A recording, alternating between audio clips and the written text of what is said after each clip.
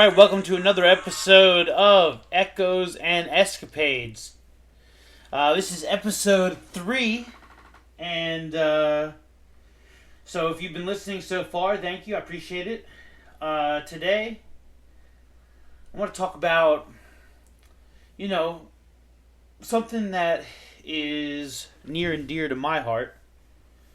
I think it's something that we all can relate to as people. And that's entertainment, being entertained. So, let me just find out real quick. Let me ask Petey, when did entertainment begin for humans? So it says, entertainment has been a part of human culture since prehistoric times. What? What? Sorry, when I think of prehistoric, I think of like dinosaurs, So it's like entertainment has been part of human culture since before humans existed. The earliest forms likely include storytelling, music, dance, and visual art. Some key milestones are the prehistoric era. Okay, I get it. Like cave paintings. All right. So they found in France, they found a cave painting 17,000 plus years old. Suggests early forms of artistic expression. Ancient civilizations. There's theaters in Greece, as far back as the 5th century BCE. The medieval period. Traveling minstrels, court jesters, and religious plays that entertained people. Renaissance. The rise of printed books, elaborate plays like Shakespeare. And now we're in the modern era. The 19th, 20th, 21st century saw the rise of photography, cinema, radio, television, and eventually internet, bringing entertainment to a global scale. Like I am with you with this podcast. So, I thank you for listening. And in case you're wondering about, at the beginning and end of each episode, I play this. It's like, can you guess it? Let me skip ahead. Let me skip ahead to the exact same part. Anyways, so that's Rhapsody in Blue by your boy George Gershwin. But anyways, so yeah, I wanted to talk about entertainment. So that's kind of like where entertainment started from, back in the day status. But, today is like TV and movies. I recently watched all of the Jurassic Park movies. Jurassic Park 1, 2, and 3. Jurassic Park 2 is called Lost World. Jurassic Park 3 was called Jurassic Park 3. Jurassic Park 4 was called Jurassic World. Jurassic Park 5 was called Jurassic World Fallen Kingdom. And then the one following that was Jurassic World Dominion. Alright, so, alright, and so in 2018, they came out with Jurassic Park Fallen Kingdom. And that was it had one of the saddest scenes of any movie I had ever seen. Since Old Yeller, Sophie's Choice, A Walk to Remember. Remember when, what's his name? Shane West finds out Mandy Moore? I don't want to spoil it for anyone, but it's sad as fuck. Anyways, so there's a scene in 2018 Jurassic World Fallen Kingdom where there's one of the long necks, My mind goes straight to Land Before Time. Long neck and, anyways. So it was one of the long necks, and the plot of the story is they're trying to get these dinosaurs off an island that is self-destructing from volcano eruptions, right? So they can't get one of the dinosaurs, off the island. It's one of like the biggest ones, most friendly, right? Just a really like the golden retriever of dinosaurs. And they had to leave it behind. And all you see it on the dock, right? And you just like fire in the right behind it, and then just like smoke just like billows encompasses the poor long neck, and all you hear are it's like screaming, crying wails, of just like.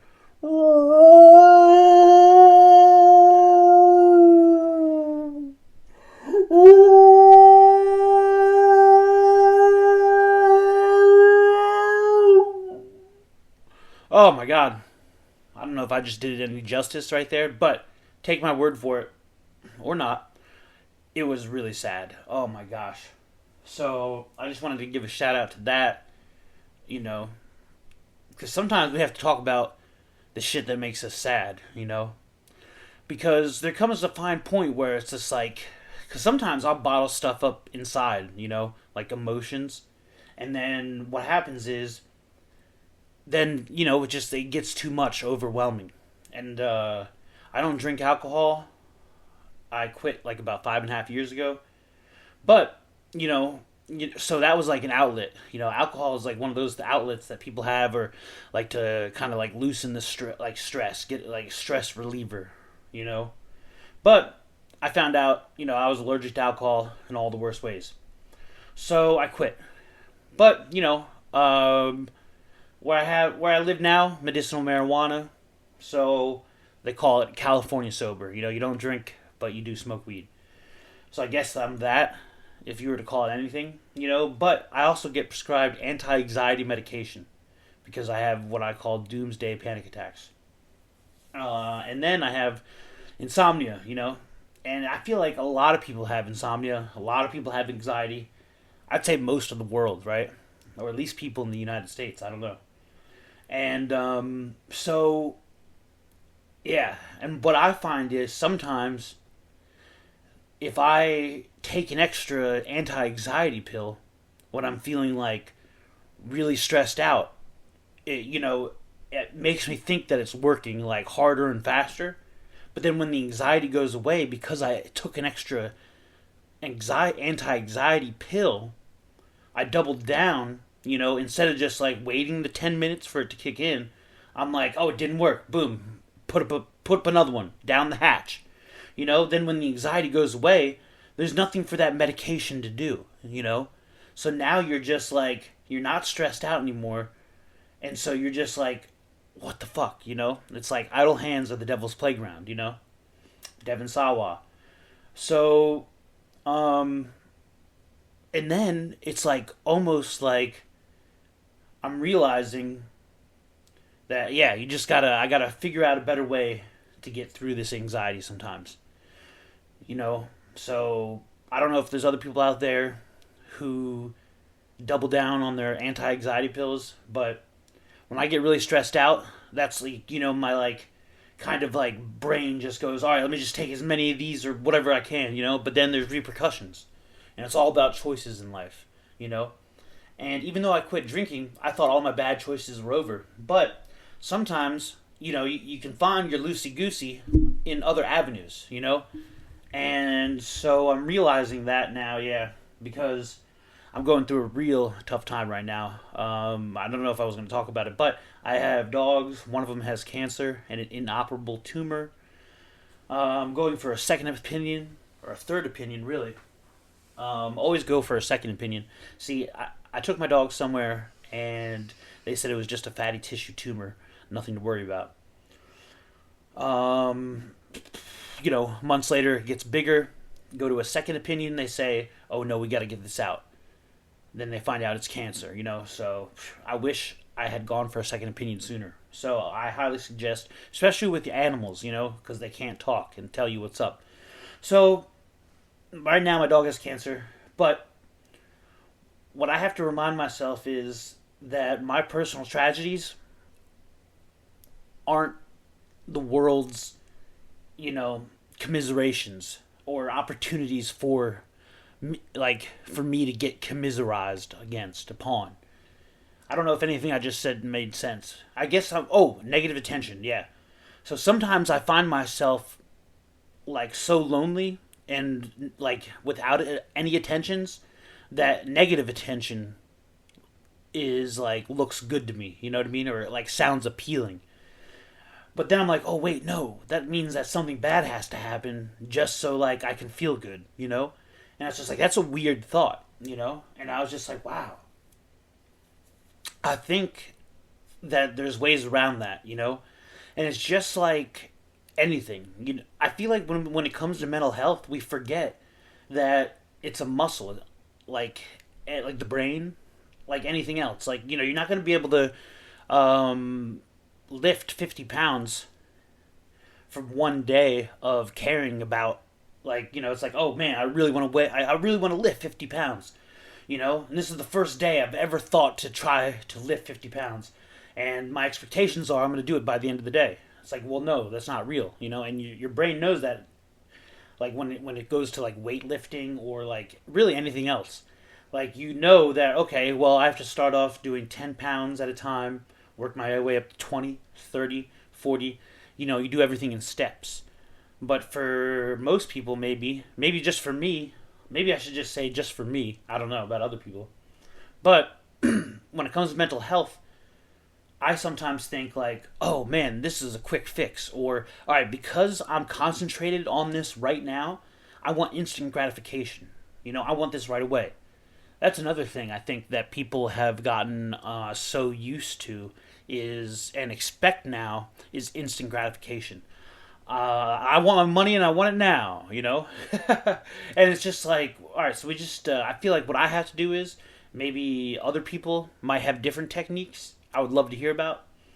But I think that I need to just take a step back for myself and remind myself, you know, negative attention is not better than no attention. It's different, and it could be worse, you know? And it's just like, then I have to think like, all right, well, how do I seek out positive attention, you know?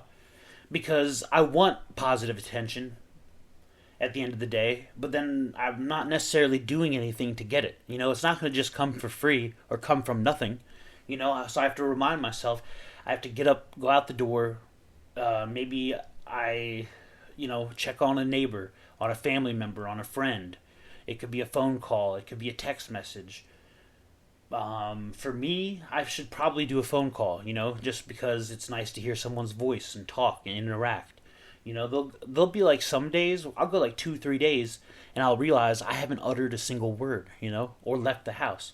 You know, sometimes I have trouble leaving the house. Like, the idea of it is so daunting, you know, and it's just like a weird thing to like be afraid of for no reason. But then, like, your body invents reasons, or let me say your mind. Your mind invents reasons to be afraid, you know?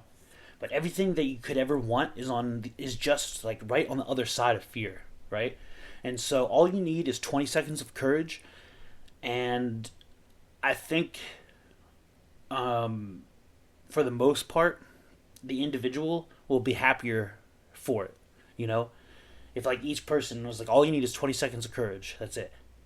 Like, if I had, like, ingrained that into my head as a younger person, maybe, you know, things would be better for me now. I don't know. And that could be anything, you know, as far as, like, maybe it's, like, somebody you really like and you're nervous to talk to them, you know? But you just need 20 seconds of courage. That's it. And then, boom, there you go. So, I don't know where I was going with all that, but I know I was talking about Jurassic Park, because I was. Oh yeah, that one scene was so sad, the long neck, right? And there were some other things that I noticed about Jurassic Park. The franchise, shall I say, was they love telling people to hold on to things, like butts, or someone, or to hold on tight. They love using flares to redirect dinosaurs' attentions. They love doors that open up, down and up, instead of your normal left to right. And then right before the dino bites you, the door shuts. Boom! Saves the day. They love the stare off into the distance. The Jurassic Park Jello jiggle. And then finally I noticed just how much I love all these movies. Jurassic Park Dominion